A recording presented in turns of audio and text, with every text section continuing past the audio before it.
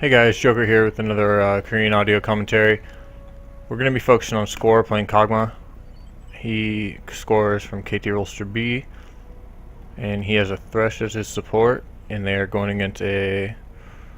there's a Corki, but it looks like Corki's mid. So Lucian, Zyra. So it should be an interesting lane matchup. Two less common AD carries. And right now it looks like they're about to start some level 1 stuff, so... let's hit play and see how it goes. 30 seconds until minions spawn.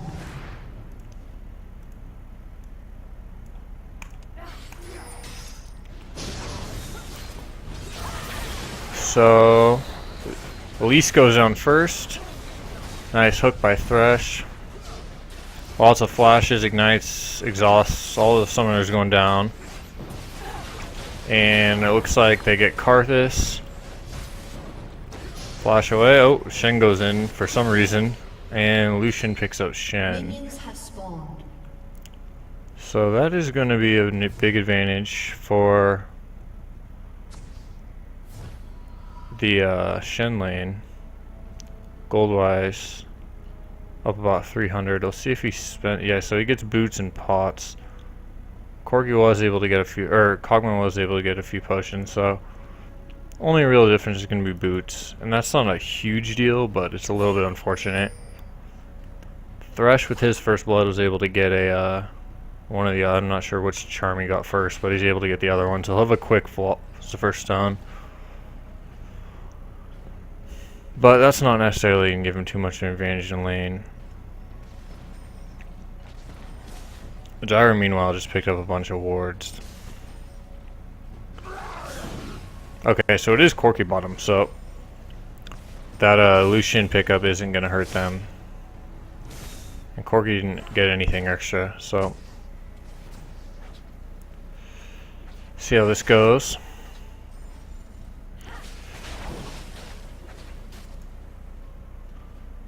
See Kog'Maw taking some early harass, nice hook there. Get some harass back, but they are getting pushed in. And they are down in the levels right now. He just evened it up.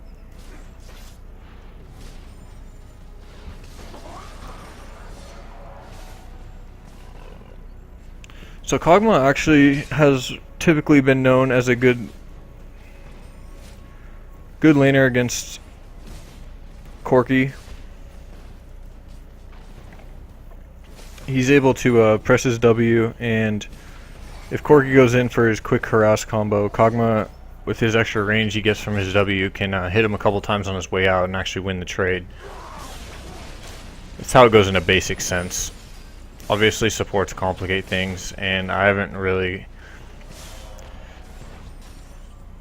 seen enough of this matchup lately to consider it with more modern supports like Thresh and Zyra. It was more common back in Season 2 when both of these AD carries were a little bit more played. Obviously, Corki's seen a big resurgence, but there hasn't been quite enough time to evaluate all the matchups yet since he came back. And obviously Corki's at a very strong level right now with the synergy he gets with this very strong Trinity Force. So he may actually be the stronger laner in this matchup at the moment, but we'll see. This Thresh is just hitting every hook. But Kog'Maw can't go in and finish that off simply because too many creeps and Corki would have killed him.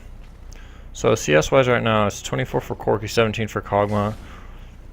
There's still 3 more for him to get before it's been even, but oh, the Elise dive. And that's not going to go too well for her. Oh, she gets out though. Elise is a very safe diver because of her repel and the ability to drop tower aggro and escape. But still a good job by the purple team to avoid dying there. And CS wise it's about a 10 CS lead. Should normalize to about an 8 CS lead after this wave, or the remainder of this wave. The Vi gank is coming in, so they'll get some pressure off, and Corki and Zyra will probably have to back.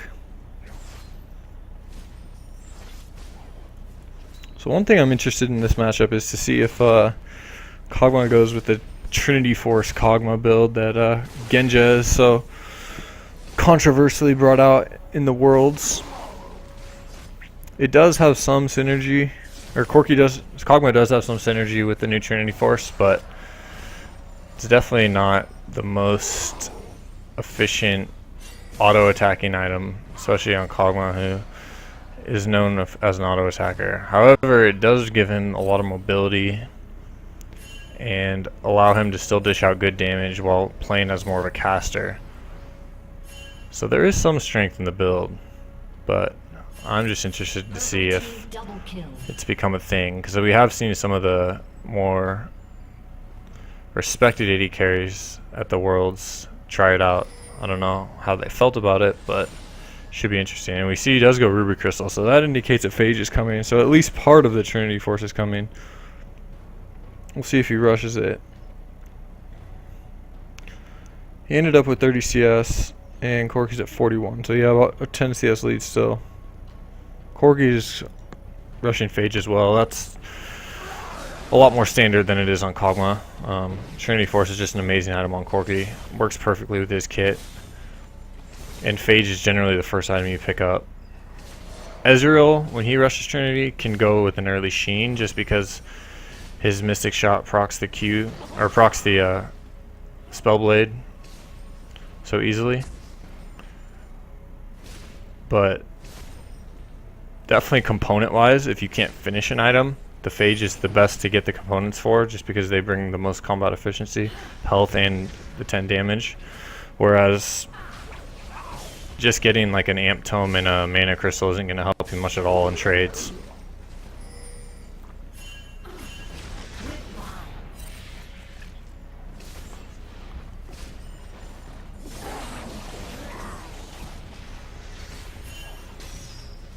This Thresh is a beast at hooks. And they got the Shen coming in, so this... Oh, Corki, nice play by Thresh. Leaves the Lantern for Kog'Maw. Kog'Maw comes in, helps out, finish off that kill, although they probably would have had him without Kog's help, but he does pick up an assist, and then they get the Zyra on top of that. So that's going to give them a nice big lead. You see top lane, Shen does get punished for that gank. He's going to lose his tower and a lot of farm. And the way purple can counter that is by going dragon after this wave gets pushed up, which looks like they're going to do. They're actually just going to force it with Shen. Purple team's turret has been destroyed. Vi is up top to stop that push. So they don't have smite here, but they should be just fine. There's no spiky ability that could threaten taking this. And they'll pick that up fine and take a little bit of a gold lead. So with 12,000 or 1,200 gold, I'm sure Kog'Maw will give that Phage. And okay, so Dagger, it looks like he's rushing Trinity. When Genja first brought out the Trinity on Kog'Maw, it got a lot of heat, but it does seem like it works quite well.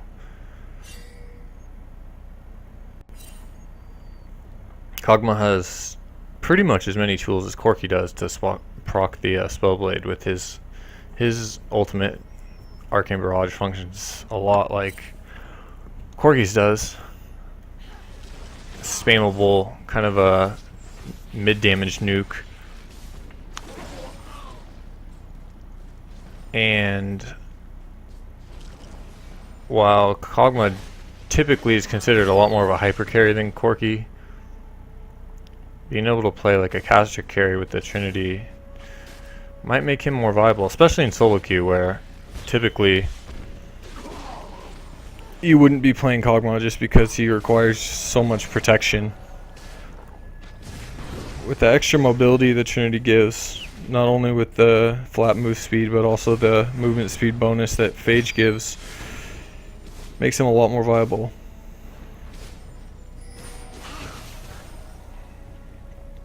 While still offering that late game damage.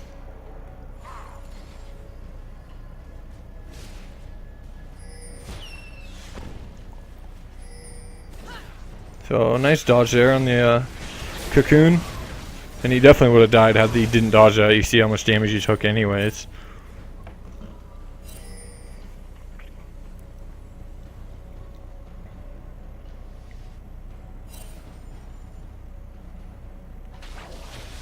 Oh. That was a little awkward. I don't know what he was doing. He was looking somewhere else or something. But it was a very nice root by Zyra and forces Kog'Maw's flash.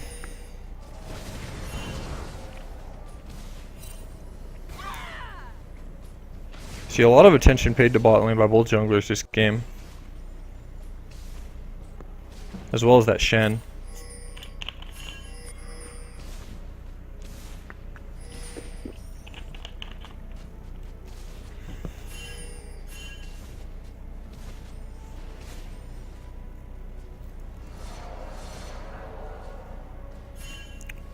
So just farming up. Corki's gonna back since the support had to back.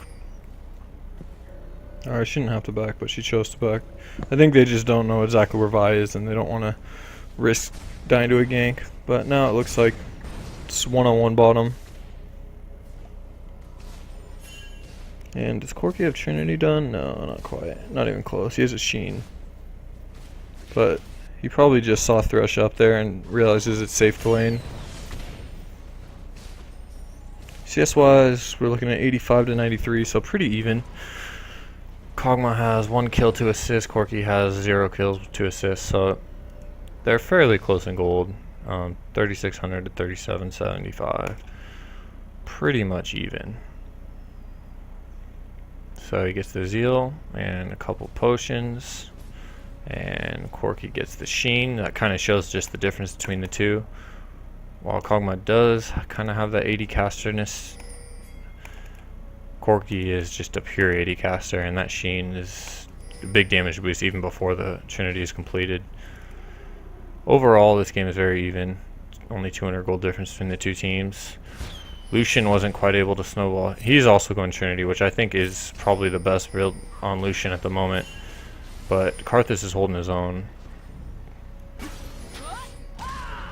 Let's see how that goes. Flash by Lucian out of the Vi gank.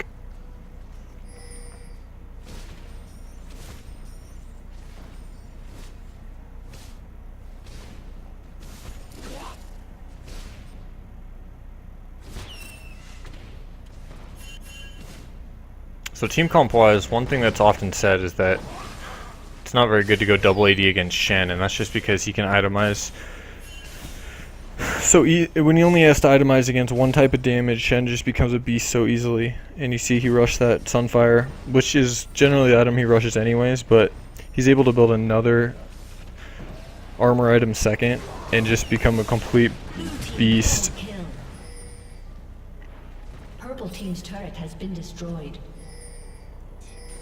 Purple team double kill. So double kill for blue, but the Karthus ult turns it back around. Still only 500-ish gold difference. Corki's able to zone out Cog just because he has such high burst damage. He's definitely going to be the stronger 1v1er right now. Especially since Kog'Maw's flash isn't up and Corki's is. And Corki's missiles, to be fair, are a lot easier to land than Kog'Maw's are. But the Thresh comes just in time. Ooh, that was a nice play by Thresh. Watch that again real quick. He flashed right when Corki took the lantern. And he was able to close a ton of distance. Very nice.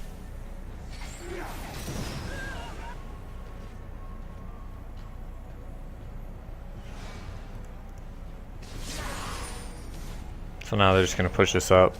Elise is coming, so we'll see if Kog'Maw gets greedy. Now he gets out of there. And he should have enough for... Oh, he's so close. I guarantee he's dying to just stay and farm another 130-ish gold. So close to Trinity.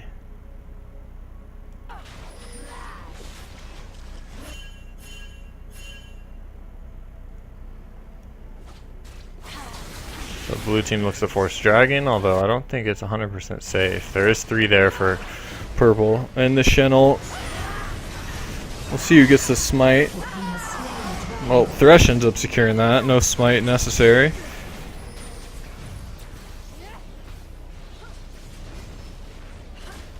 Lucian barely escapes. It looks like Elise will escape as well. Maybe not.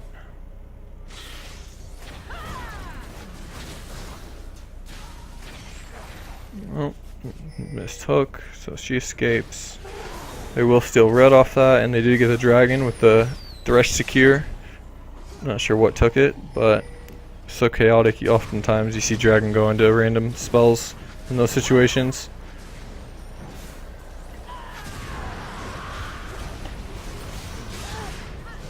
Nice play by Elise. Kog'Maw gets a kill there, flashes out. Karth is gonna die.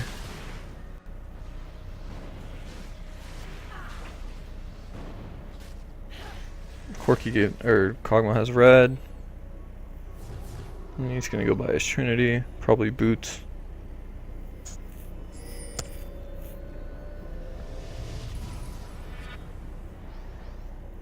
Yep. So let's see gold wise. Kog'Maw's at 54, Corki's at 52, still pretty even. Karth is at 64, Lucian's at 55, so Karthus has a nice lead. Shen's at 48, Shyvana at 54, so he's a little bit behind. All in all, it's still a pretty even game. Only 400 gold. And Corki got his Trinity as well. So bot lane is still fairly even.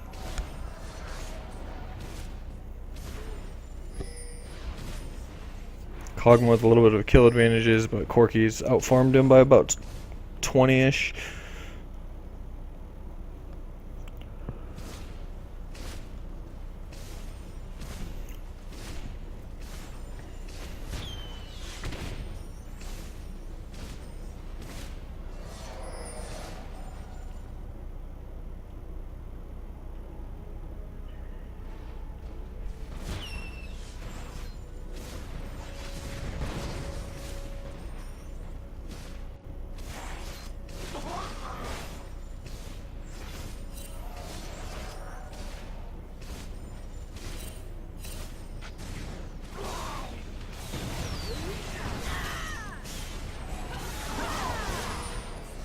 So the buy gank pays off there. They're gonna get the tower as well. Blue team's turret has been destroyed.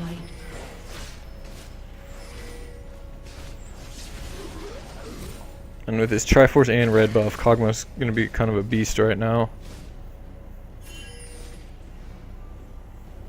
Looks like they're gonna continue pushing. Vi's going ham behind the turret.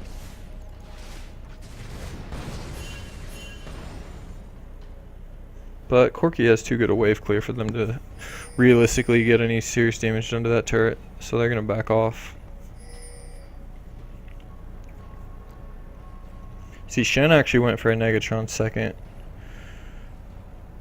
And the thing is, Spirit Visage is just such a good item on Shen, even if you don't necessarily need a bunch of MR, just because the passive gives you extra health or extra sustain based off Shen's heals. And it gives you 20% CDR and just some health. And the thing is, lane Shyvana actually does do quite a bit of magic damage. Not to mention there is an Elise jungle doing magic damage, and Corki actually does about half magic damage until very late in the game, when he eventually starts getting some crit scaling going. But for the majority of the game, Corki's heavy magic damage for an 80 carry.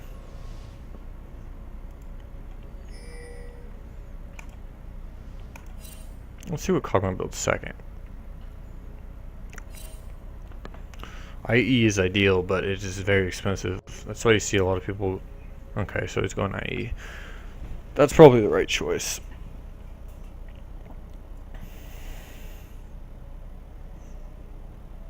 Corki goes with the Sork boots that are seemingly standard these days on Corki. You kind of have the option, because you don't really need the attack speed from Berserker Greaves. But you can still go with Berserker Greaves. Sork boots boost your early game magic damage a lot. You can go Merc Treads if you need those, depending on the enemy team comp. You can even go something like Ninja Tabi if they have an auto attacker as one of their solo lanes, or maybe an auto attacking jungler. A lot of options. But Sork boots are what I see the most often, both in solo queue and in pro play.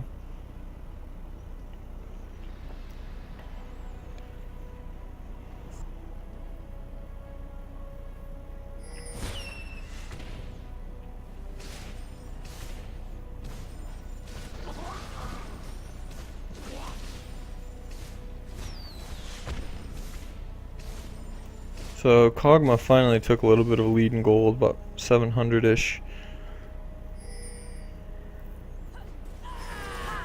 You see they're circling in on Elise, but Kog'Maw is a little hesitant, and that's the right idea. He would have got cut off.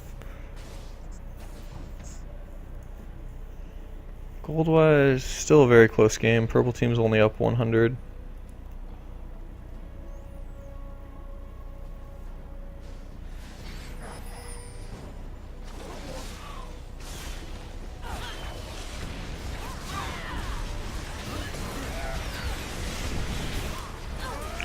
I'm not so sure Shen should have ulted in on Cog there. Thinking ulting in on Vi and engaging with her would have been a better idea.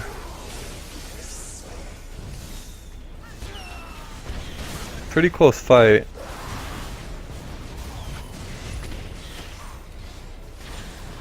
Nice lantern. This Thresh is really good.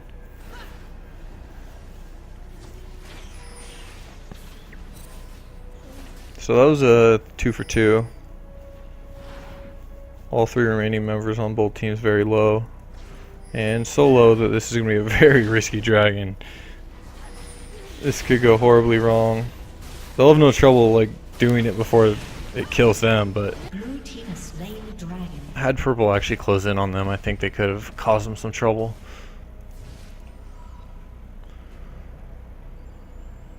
So this Karth is getting really big, as is Lucian. Corki's not picking up too many kills, but he's still farming just fine. Still has like a 15 CS lead on Cog. And with that dragon pickup, blue team caught up even closer. It's now just a 200-300 gold lead. So this time in the game in solo queue is generally when you'll see the mid lane or the bot laners roam mid, and that usually occurs after one of the two, if not both, bot towers go down. You'll see either bot lane really will roam mid. Usually it's the one that knocks the tower down, and they'll go try to force the mid tower, but even the losing one can roam mid, and they have a little more leeway and let the wave push in on them. And then you'll generally see a fight after that, like we just did. And then the bot lane will be kind of a random switch off between the AD carry going down and cleaning it, and generally you'll see like a solo laner or the jungler go down and push it every once in a while for the team that has their wave pushing. The mid laner in this case, or the AD carry in this case, Kog'Maw, generally starts taking over the mid lane farm. This is kind of the point in the game where farm becomes more important on your AD carry, and farming mid will allow him to get the safe waves and farm up the jungle camps easily.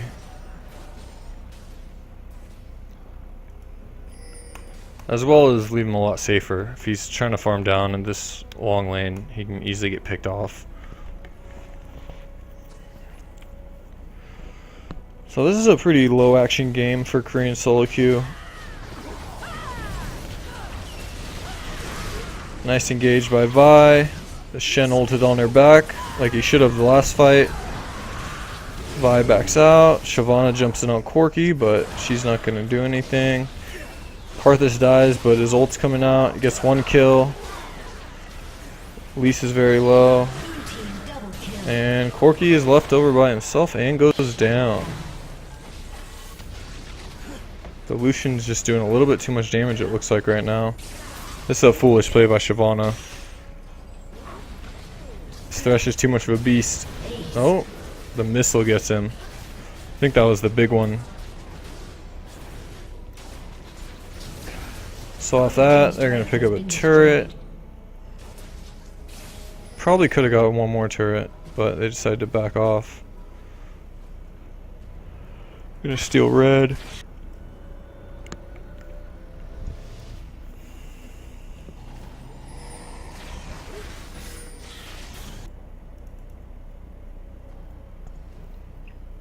Vamp Scepter for Kog'Maw, that's interesting.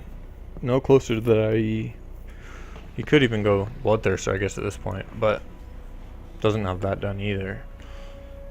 Meanwhile, Lucian has Trinity, Lost Whisper, BF. Corki has his Trinity and Lost Whisper. A lot of damage right now for this blue team.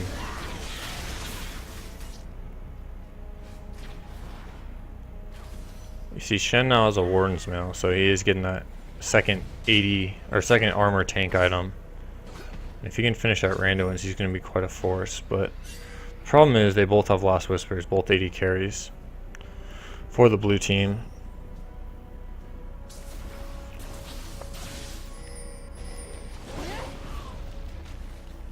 And Shyvana is just charging it. See, Shyvana is also has a ton of armor. She's got a Sunfire and Warden's Mail. She is just pure tank Shyvana at this point. Banshee's Veil on top of that, as well as Merc Treads and Adorned Shield. Full tank Shyvana is very interesting. Usually you see one damage item on lane Shyvana before she goes tanky.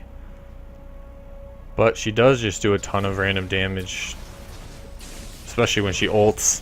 The burnout does a lot. Her little fire breath thing does a lot.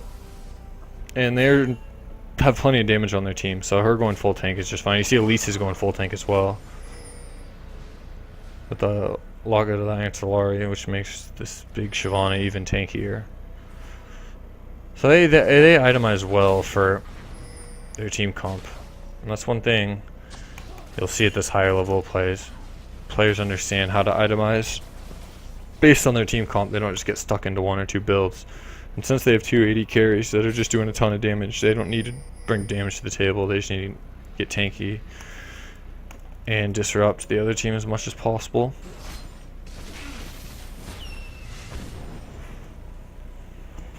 So Kog'Maw doesn't have too much gold. He's no closer to that IE really.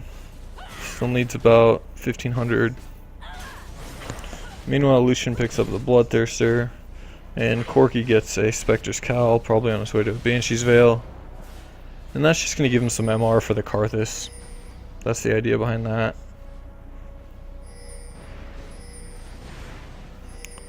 But with a 4k gold lead, and it looks like they're going to pick up this dragon, make it a 5k gold lead. Blue finally has the first meaningful lead in this game.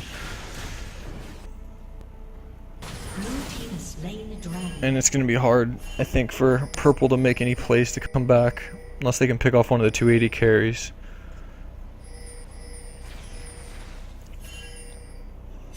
They do have the tools to pick people off. The Vi Shen combo, as well as Thresh, offers a lot of ways to pick people off, but they really aren't getting anything. They're the ones being pushed around. They have less vision. It's harder for them to get pickoffs. And both 80 carries on blue are playing quite safe. So Kog'Maw walks all the way back. That was a little odd. I think he should have just pushed that up. But I suppose he didn't know where anyone was, since they are lacking in vision at the moment.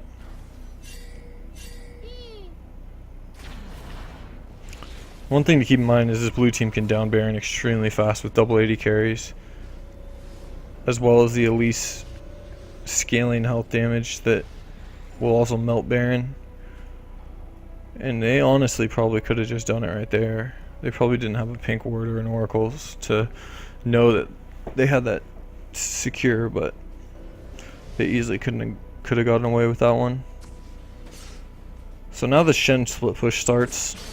This is probably purple team's best hope, is to abuse the Shen split push. They don't have any TP. Blue team doesn't. And while Shyvana is probably a little bit stronger than Shen at the moment, I don't think she can really threaten him. He can disengage from her. They're both tanks. Neither one's going to kill each other unless they fight for like 30 seconds. And while she does have a little bit of wave clear, she doesn't have a ton. So this Shen split push could be effective. And blue's going to want to either send someone down or engage and force Shen to port.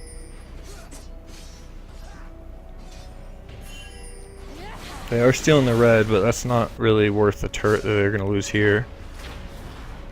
What they need to do is clear wards out of Baron and force that. It's the only real way to get Shen to come. And here they go. Finally getting onto the Baron. And Shen's going to port in any minute here. Yep, on Shyvana's back. And they get the ult on Corki. Karthus gets pretty well into the middle of the fight, but Corki flashes out. And Kog'Maw goes down. That's going to be a clean ace.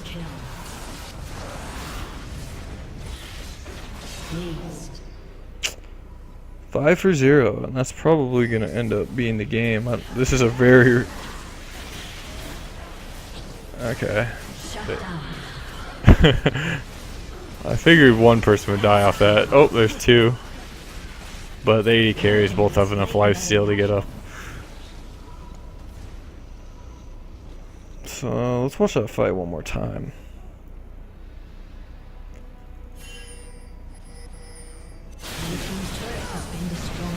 So you see Shen ults on Elvi, she gets the ult on Corki, but Corki's able to disengage. Thresh dies pretty quickly. Karthus gets in there and he does get in the middle. But he lived for quite a while with no mana, which is unfortunate. And Corki got out of his defile range right before he died. And both the tanks for the purple team went down pretty quick. And they were so far ahead of their team that by the time Kog'Maw caught up, he wasn't really protected by anyone. And the tanks failed to kill anybody. So Kog'Maw can't deal with 5 people at once, and he went down. They were all quite low, but they lost that fight. Lost Baron. And they're down about 7k now, so that's a significant lead. Kog'Maw is still about 1300 short of IE. Okay, so he farmed up that IE. That is going to be a very big damage boost for them. But you see, this is one of the reasons why I think Trinity Force Kog'Maw is not a guaranteed thing at this point. In that last fight, Kog'Maw really wasn't able to finish anyone off. And Kog'Maw's damage at this point in the game, had he had an IE Phantom Dancer, he might have had that. If not, IE Zeal, Pickaxe, something like that. Close IE Phantom Dancer. Going into that last fight, he would have been just melting people.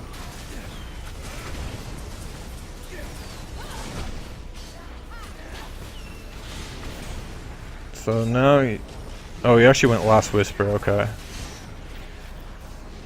That's probably the right choice considering Shyvana has like 300 armor. 250. So Thresh melts. Shyvana's onto Kog'Maw, but they successfully peel her. But Lucian gets the triple. Shen goes down. Kog'Maw is going to get one in there. Can he get the penta? Doesn't look like it. It looks like he thought about just giving it to him. Okay, there you go. Well, KT score was the perspective of this game. But this is how you lose Korean solo queue. All the players are very good, and even these pro players can lose, and they do quite often. I don't really think this was Kog'Maw's fault necessarily, but he did build Trinity Force Kog'Maw. Whenever you're copying Genja's builds, you're not necessarily in the best shape.